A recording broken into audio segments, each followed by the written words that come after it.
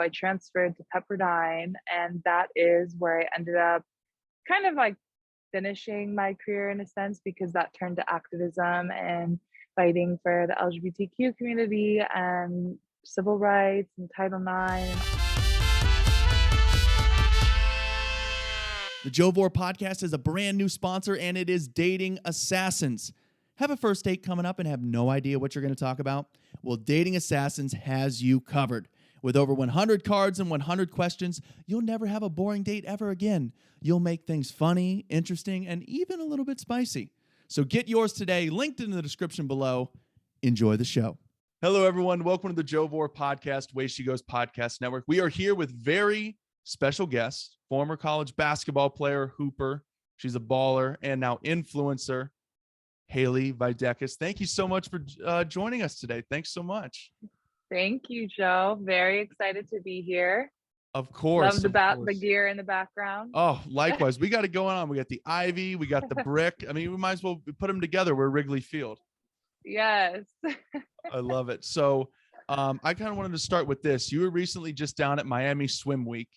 So I've never been to an event like this. Like, talk about your experience. What's it like? What do you do? Do you network? Who do you see there? Were you looking forward to seeing any particular designers in action, any particular models, any people that you knew that were there? Just kind of give me the whole rundown of your experience of what that event is like down there. Yeah, so Miami Swim Week was one that I'm always going to remember. It's so beautiful because you have all of these different brands coming together, different influencers, celebrities, and you have a chance not only to network, but really engage with the locals of the community. I know there were designers that came from all over the place. At the first Vogue event, we had quite a few, and I had the chance to really sit down and talk to the designers who created the pieces and see how we can potentially collaborate in the future, which is good because nowadays on social media, there are so many brands. It's really authentic to have that, engagement in person. So we had a lot of fun. It was the first time meeting Craig and working with CK Talent, and everyone there was amazing. It was a great family, tight-knit experience, and I want to go again. I was really excited to go to, I think it's Parisio, the tent where most of the runway shows happen, and Faina Forum, Art Hearts Gallery put together an amazing exhibit for one of the shows and just created an experience that was full of art and culture and actual artists who were live there too. I had a great time. That's amazing. And I mean, Miami is never a bad time. So that's also a nice plus. Yeah. No, the people there are so amazing. I love the Miami energy. And even though the heat is insane when it comes to, maintenance and your hair, it felt so good to be out there. So I wouldn't mind going back to Miami sometime soon. I love it.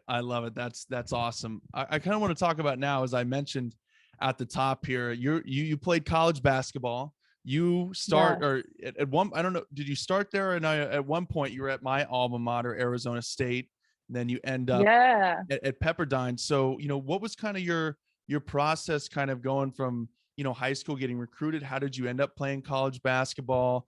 And kind of talk about, what was your game like? Who did you look up to growing up? Who would you kind of compare your game to, like what, why was kind of your why and your love for basketball?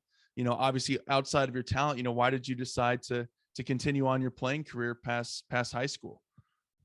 Yeah, I mean, I would say the OGs of women's basketball when I was growing up, my teammates and AAU girls, and I always looked up to Maya Moore, Candace Parker, Lisa Leslie, and they're super inspiring and such strong women, both on the court and off. And it's been pretty amazing to watch their journeys now, even after my career has ended, and the amazing things that they are still doing. But I always loved playing sports, and being engaged in basketball was something that got me out of my small town and around teammates. I got to travel all over the country from a young age and just go to these tournaments and see college coaches from everywhere presented these opportunities of being able to travel and go to college on full ride scholarships if you worked hard and kept good grades up. So my dad had always told me, keep your grades up, because if you do, you can get into maybe an Ivy League school and you don't need basketball. But I ended up getting accepted to Yale, and they presented a scholarship. But at the time, and I think even still now, the Ivy Leagues don't provide full rides. Right. So I ended up taking the full ride to Arizona State, which is where I played my first year. Go Sun Devils. That's right. And yes, that was such an amazing experience, because going to the Pac-12, coming from the Midwest, it's not like the Big Ten, but it's equally as big, and the competition was crazy. Like you have Stanford, Berkeley, Oregon. Woo. Yeah, I mean, a lot of really good great. girls programs for sure. Yeah, and it really challenged me physically, because when I got there, I was going to be moving into the post position when I came as a shooting guard. So I had to, put on extra muscle and make sure I was strong enough to hold my own in the paint. And it was a challenge, but it taught me so much about the game. I was coached by an amazing Hall of Fame coach, and just really learned a lot. After a year, even though I received like awards for doing well my freshman year, I decided to go to a smaller university that would just allow me to focus on academics a little bit more, because I felt that was getting lost just with the traveling and the constant all year round playing. And school's been something that's always been important to me. So I transferred to Pepperdine, and that is where I ended up kind of like finishing my career in a sense, because that turned to activism and fighting for the LGBTQ community and civil rights and Title IX and all that good stuff. So yeah. So when you're at Pepperdine, as you mentioned that, I want you to kind of dive into that. So I believe when we were speaking the other day, this was you and a teammate. I mean, was there a specific issue that you decided to take action, or did you just kind of realize maybe there weren't these resources and things like that set up? What kind of was that, and what year was this, just so we can see how recent this was, and kind of how things have changed since then. Absolutely. I mean, this is back in 2013, 2014. Wow. So this is before we had same-sex marriage and really national established rights for the LGBTQ community and federal protection. So when we were going through this, it was really scary for us. We were young. I think I was 19 years old, and I had never been in a relationship with a girl. And then being at a private Christian university where they have these policies on homosexuality and talking about it being a sin, you don't know if you're safe. And so for me, I was more out of fear. We were keeping our relationship secret, though like some teammates knew. But everyone at the school was closeted. There were no out administrators, no out coaches, and any students or student athletes were in the closet. So It was kind of a don't ask, don't tell environment there. And it just came to a climax when my teammate and I, we started receiving very discriminatory treatment and weren't being able to get cleared to play. And my coach had this meeting about lesbianism not being tolerated, and just things you'd never hear before that were wrong, but we had to be the ones to say, like, this isn't right. We need to say something about it, do something. And unfortunately, when you're the first people to do that and take action, you don't always see the reward for what you do, because delayed it takes gratification. time for things to change. Yeah, exactly. So yeah, wow. And then kind of take it further. So what you guys filed a federal lawsuit, and then kind of go into what you talked about too, the dynamic between public and private universities with some of these policies and things like that.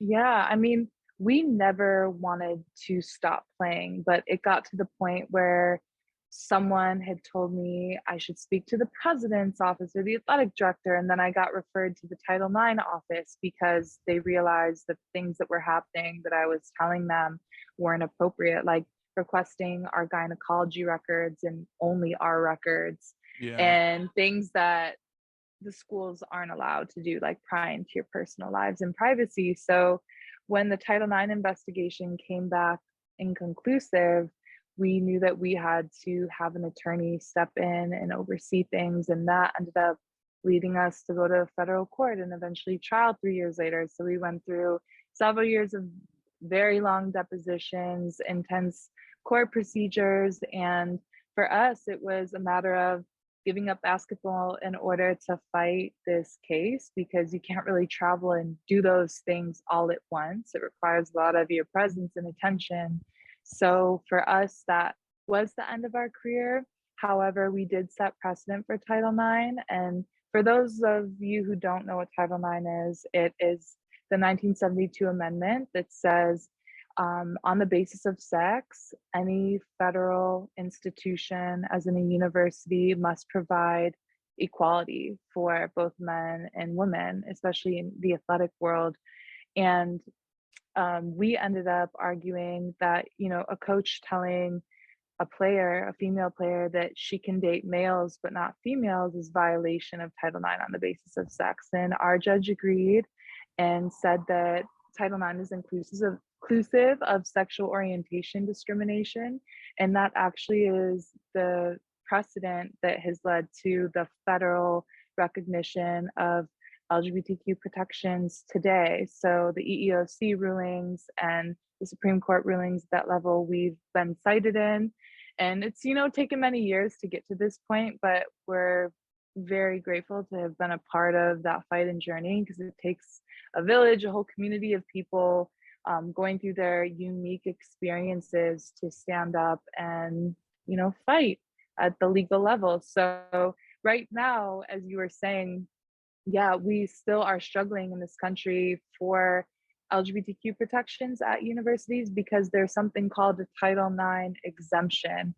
And many universities still have it. Pepperdine had it actually until they withdrew their exemption when we took them to trial. Right. But it allows universities to deny LGBTQ students equal rights at the school on the basis of it violating their biblical verses. It's the same exemption that's allowed women to not serve in the clergy, and allowed difference in pay at the administrative level. And also, too, it's the same exemption that once allowed Bob Jones University to not allow interracial dating. So we're kind of trying to break away from this archaic way of allowing religion to discriminate.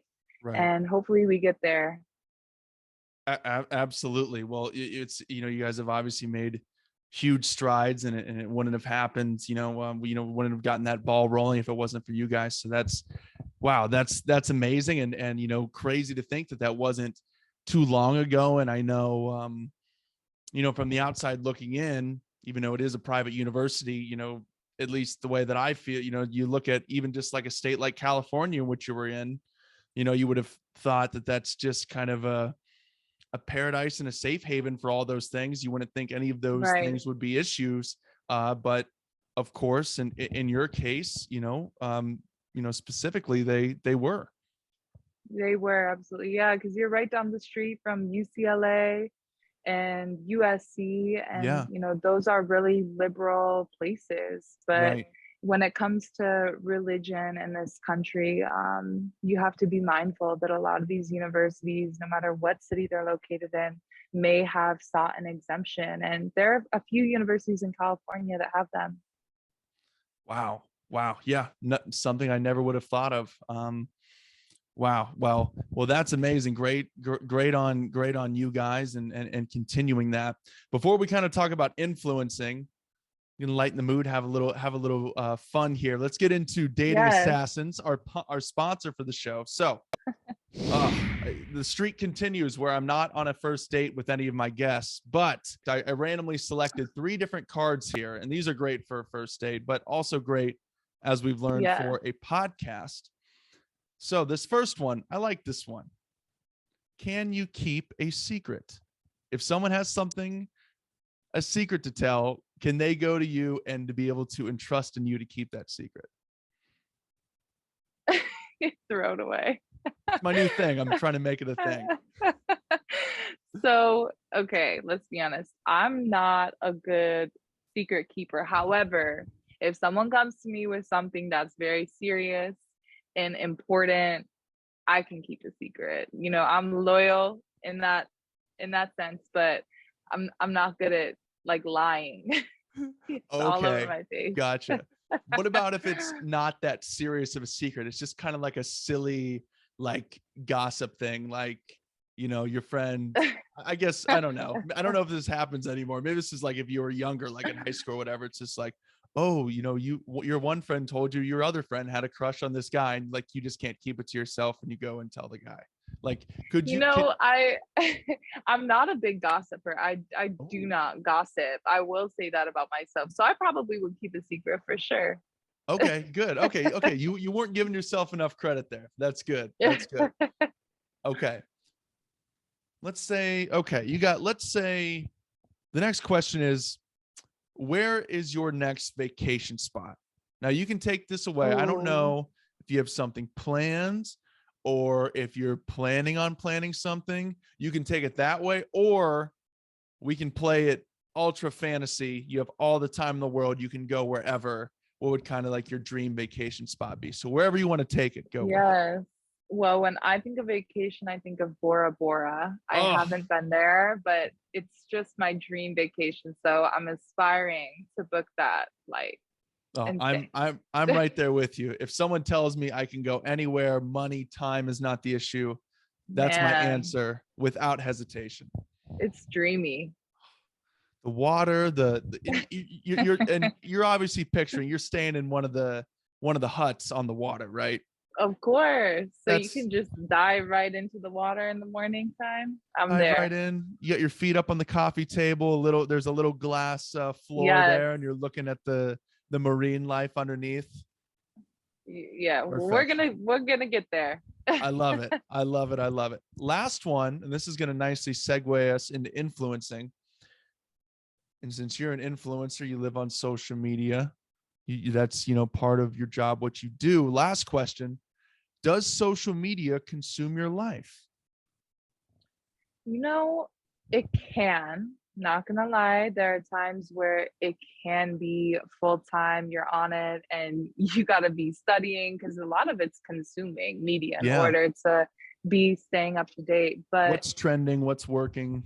of course, yeah, and it takes a long time to do that too. But I would say since having Milo and becoming a mom, I have definitely been balanced because just for my own sanity, lack of sleep, I have put in the hours of like taking care of my baby, being away from social media and trying to find a balance in between.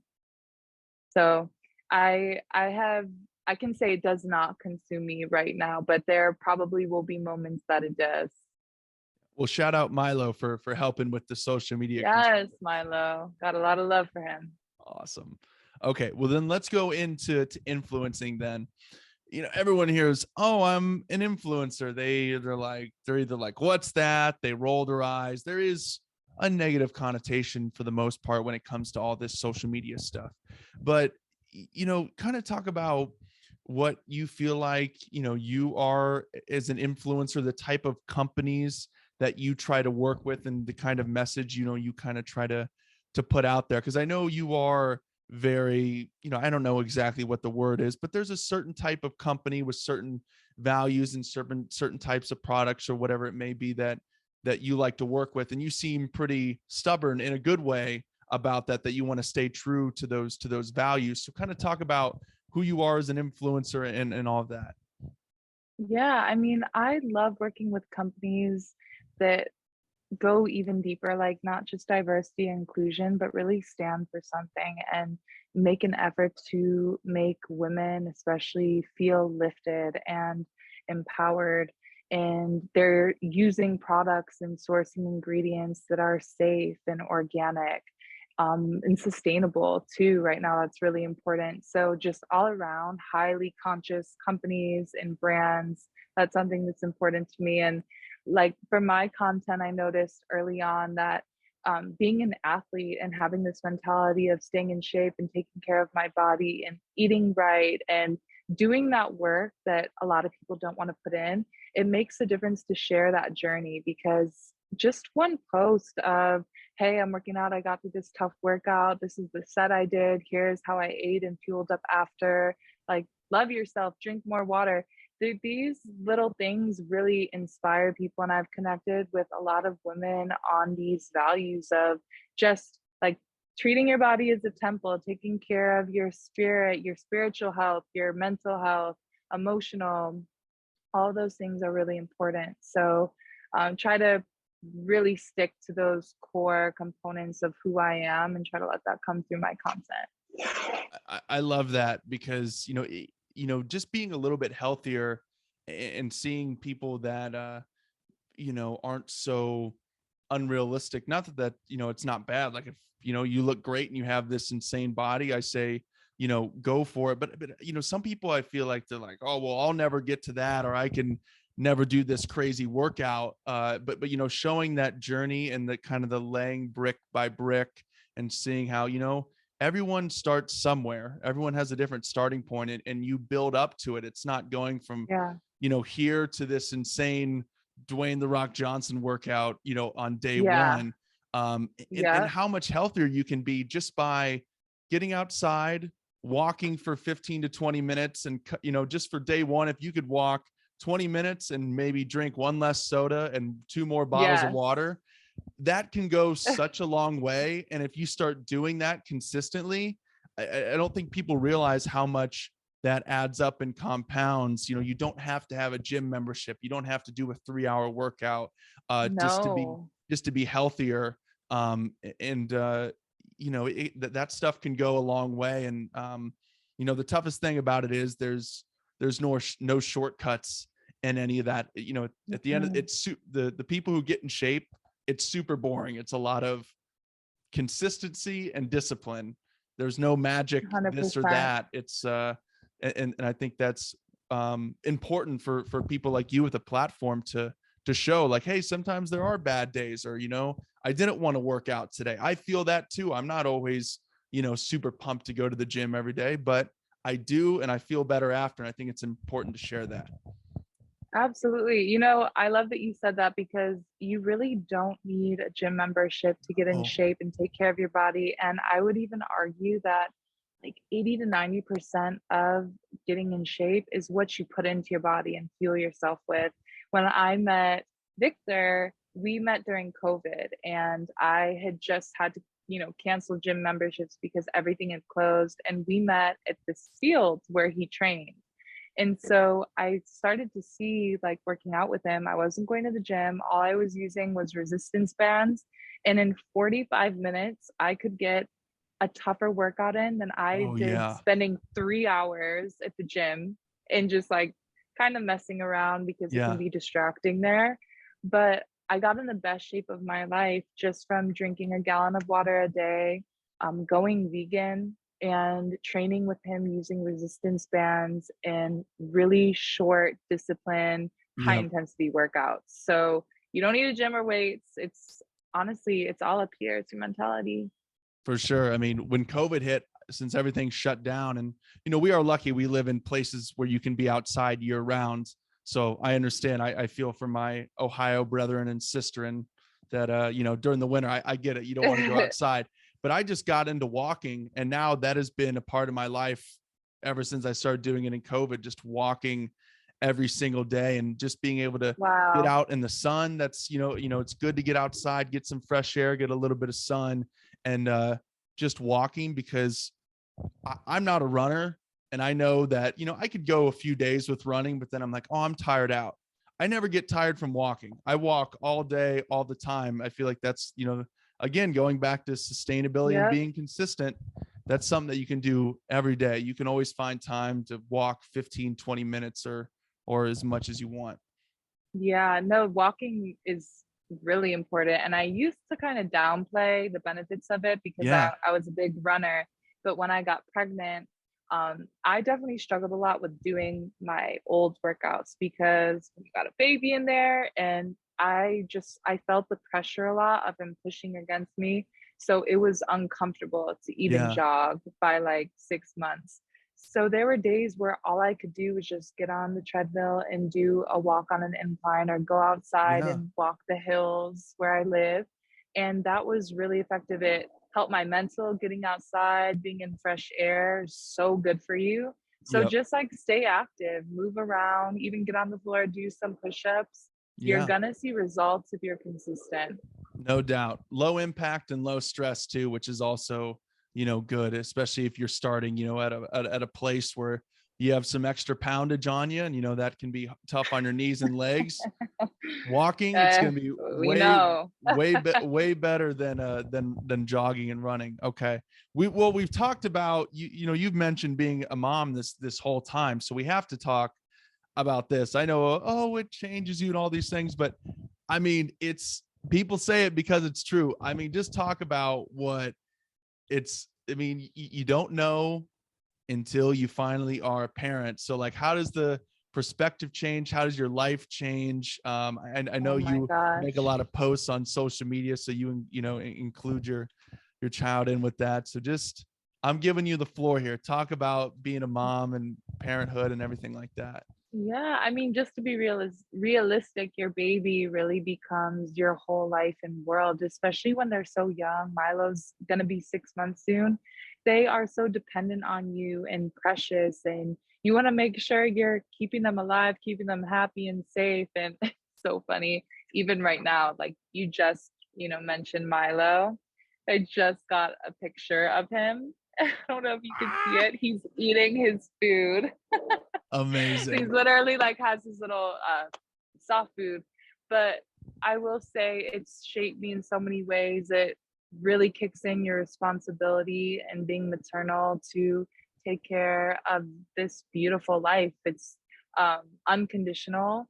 It's never going to stop. And it's probably the most beautiful gift I've been given because I've grown so much. And you I will say a lot of girls struggle and young women struggle with body image and how they see themselves. And before I was pregnant, I was in probably the best shape of my life. And then I got pregnant and my body went through some changes. And during that time where you just had to be still and sit and not be stressed out and just be with yourself, I recognized how many insecurities as a woman I was fighting and in the society that we have. And it has liberated me in a lot of ways to just love myself fully because motherhood can be messy.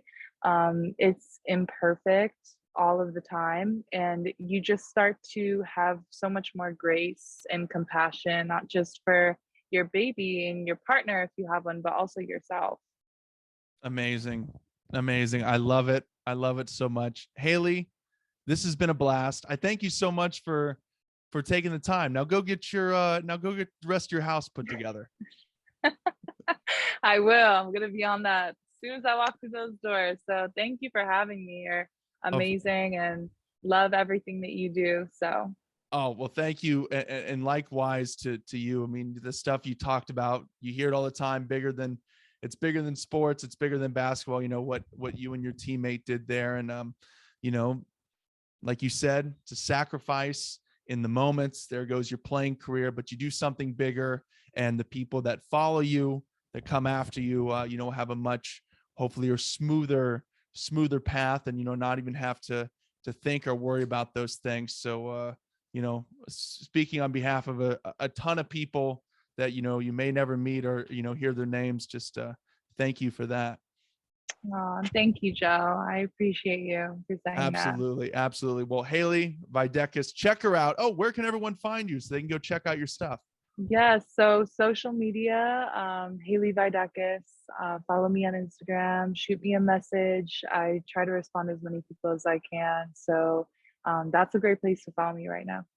Amazing. Check out Haley, everyone. Thank you to our sponsor, Dating Assassins. I can't grab the cards. I threw them, trying to make it a thing. We'll see. Awesome. Well, thank you again so much. And thank you all for listening. Don't forget to subscribe. We'll talk to you next time.